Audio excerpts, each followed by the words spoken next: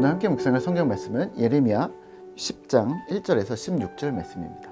예레미야 10장 1절에서 16절 말씀입니다. 오늘 2절, 6절, 7절 말씀을 읽겠습니다. 여호와께서 이와 같이 말씀하시되 여러 나라의 길들을 배우지 말라. 이방 사람들은 하늘의 징조를 두려워하거니와 너희는 그것을 두려워하지 말라. 6절입니다. 여호와여 주와 같은 이 없나이다. 주는 크시니 주의 이름이 그 권능으로 말미암아 크시니이다. 이방 사람들의 왕이시여 주를 경외하지 아니할 자가 누구리이까? 이는 주께 당연한 일이라. 여러 나라와 여러 왕국들의 지혜로운 자들 가운데 주와 같은 이가 없음이니이다. 아멘. 오늘 함께 생각할 주제는 균형, 여러 나라의 길입니다. 예레미야 10장은 예레미야 선지자의 슬픔의 탄식의 기도 이후에 다시 위대하신 하나님을 바라보는 소망을 언급합니다. 모든 우상은 헛것이며 오직 우리에게 만군의 여호와 온 세상의 주인이신 하나님이 계시다는 선언을 합니다. 2절입니다. 여호와께서 이와 같이 말씀하시되 여러 나라의 길을 배우지 말라. 이방 사람들은 하늘의 징조를 두려워하거니와 너희는 그것을 두려워하지 말라. 아멘. 여러 나라의 길, 여러 나라의 풍습을 배우지 말라. 따르지 말라. 이방 사람들은 하늘의 징조를 보고 두려워합니다. 또는 나무로 만든 우상을 보고 두려워합니다. 근데 그렇게 하지 말고 또 은과 금으로 만든 우상 또는 오이밭의 허수아비와 같은 무생물체들을 두려워하는데 그러지 말라고 하십니다. 그것들은 사람들에게 화를 주거나 복을 주지 못하기 때문입니다. 그러면 여기서 질문. 여러 나라의 길과 여러 나라의 풍습은 무엇일까요? 세상에서 일어나는 일들에 대해 신경을 끄고 살라는 말일까요? 사람들이 관심 갖는 일에 마치 초연한 것처럼 행동하면서 그것들을 무시하라는 말일까요? 네, 그동안 우리는 그렇게 오해해 왔습니다. 세상은 알 필요가 없다. 교회의 울타리 하나님 안에만 있으면 기쁘고 행복하고 즐겁고 믿음으로 천국의 소망만을 바라는 것이 진짜 믿음이다. 성경만 봐라. 딴 거 볼 필요 없다. 이렇게 얘기했습니다. 오히려 세상의 것을 알면 알수록 복잡해지고 염려가 되고 혹은 유혹이 되어서 실족할 수밖에 없다. 라고 가르쳐왔던 거죠. 과연 이게 맞을까요? 네, 틀렸습니다. 지금도 이런 생각들을 가지고 계시다면 여러분들은 수도원으로 들어가셔야 합니다. 산속에 있는 절처럼 깊은 산속에 있는 기도원에 가셔서 TV도 핸드폰도 아무것도 없이 살으셔야 하는 거죠. 중세시대의 기독교는 외지에다가 외딴 곳에다 수도원을 만들고 그곳에 들어가서 살았습니다. 믿음을 더 잘 보존하기 위해서 세상이 아니라 하나님께만 집중하기 위해서 그랬던 거죠. 노동을 기쁨으로 여겼고 일과 시간 이후에는 독서를 하거나 기도와 예배를 드렸습니다. 하나님을 믿는 사람들의 공동체라고 여겼습니다. 하지만 역사적으로 보면 중세시대는 종교적으로, 문화 역사학적으로 어둠의 시기, 암흑기였습니다. 왜 그랬을까요? 교회가 세상과 연결을 끊었기 때문입니다. 요 근래 몇 년 사이에 독일의 신학자 본 회퍼 목사님이 자주 회자되고 있고 또 선한 능력으로라는 찬양이 만들어졌습니다. 본 회퍼 목사님의 나를 따르라는 책을 한번 읽어보시면 좋을 듯한데요. 본 회퍼가 왜 자꾸 회자되는 것일까요?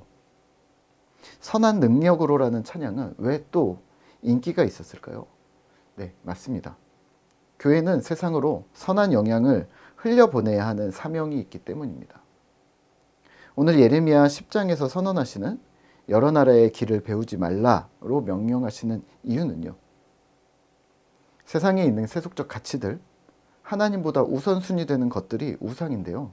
물질, 성공, 명예, 개인의 평안, 즐거움 등의 가치를 두지 말라는 것입니다. 풍성한 삶으로의 초대에서는 4P로 제시하고 있는데요. 플레저, 쾌락, 명예, 힘, 재산 이런 영역에서 우리는 자유롭지 않는데 이 4P를 가지고 가치로 놓고 있는 세상의 흐름을 따라가지 말라는 말입니다. 오직 하나님께만 소망을 두며 그분께 집중하라는 명령을 하시는 거죠. 6절과 7절입니다. 여호와여 주와 같은 이 없나이다. 주는 크시니 주의 이름이 그 권능으로 말미암아 크시니이다. 7절입니다. 이방 사람들의 왕이시여 주를 경외하지 아니할 자가 누구리까? 이는 주께 당연한 일이라. 여러 나라와 여러 왕국의 지혜로운 자들 가운데 주와 같은 이가 없음이니이다. 아멘. 하나님 같은 분이 없음을 기억해야 합니다. 주와 같은 이가 없음을 인정하며 주께만 소망을 두어야 합니다. 그러면 오늘 말씀을 묵상하며 우리는 무엇을 기억하고 행동해야 할까요? 균형입니다. 우리는 자꾸 모 아니면 도의 흑백 논리로 생각합니다. 세상으로부터 나를 지키려면 관계를 끊어야 돼. 안 보고 안 들으면 나는 내 믿음을 지킬 수 있어 라고 생각합니다. 과연 그럴까요? 세상에 대해서 잘 모르는데 교회 안에서 오히려 4P가 확연하게 두드러지는 사람이 있는 것은 어떤 연유일까요? 신앙을 운전과 같다고 생각하시면 어떨까요? 제가 처음 운전을 배울 때 동시에 몇 가지를 해야 한다는 것이 너무 힘들었습니다. 정면을 바라보아야 하면서 운전을 해야 되는데 양쪽 옆에 사이드 미러도 봐야 한답니다. 또 그리고 룸미러를 보면서 또 뒤에 오는 차까지 봐야 한다고 합니다. 여기서 만약에 정면만 보고 이렇게 가면 초보입니다. 그쵸? 옆 차량의 흐름이나 차선을 지키는 거 뭐 이렇게 신경 쓸 것들이 있는데 이걸 무시하고 앞만 보고 계속 가면 신호등만 보고 가다 서다 이건 잘하겠죠. 근데 다른 거 못하겠죠. 그래서 초보가 차선 이동을 못합니다. 옆을 못 보니까. 또 이웃들과의 관계를 유연성이 또 떨어지는 거죠. 이렇게 신앙생활 하는 분들이 생각보다 많습니다. 옆 사람 신경 쓰지 않고 이웃들과 관계하지 않고 주변의 공동체를 둘러보지 않고 나만 가다 서기를 계속 반복합니다. 앞만 보고 가는 거죠. 네, 간혹 차선 변경 같은 유연성을 요구하는 사역들이 제시되면 거기서 융통성이 없습니다. 고지식하게 나는 잘 걸어왔다는 말만 되풀이를 합니다. 네, 잘 걸어오셨는데 융통성을 발휘할 수도 있는 거거든요. 잘 하셨는데 그래도 주변을 좀 살피셔야 합니다. 또 여기서 만약에 사이드 미러만 보고 가는 사람이 있습니다. 뭐 실제로는 그런 사람이 없겠지만요. 주변 사람만 신경 쓰는 거죠. 전방 주시를 해야 한다고 하는데 옆차나 뒤에서 오는 차에 계속 신경을 쓰는 거죠. 앞을 조금만 보고 계속 뒤를 신경 쓰는 거죠. 그럼 어떻게 될까요?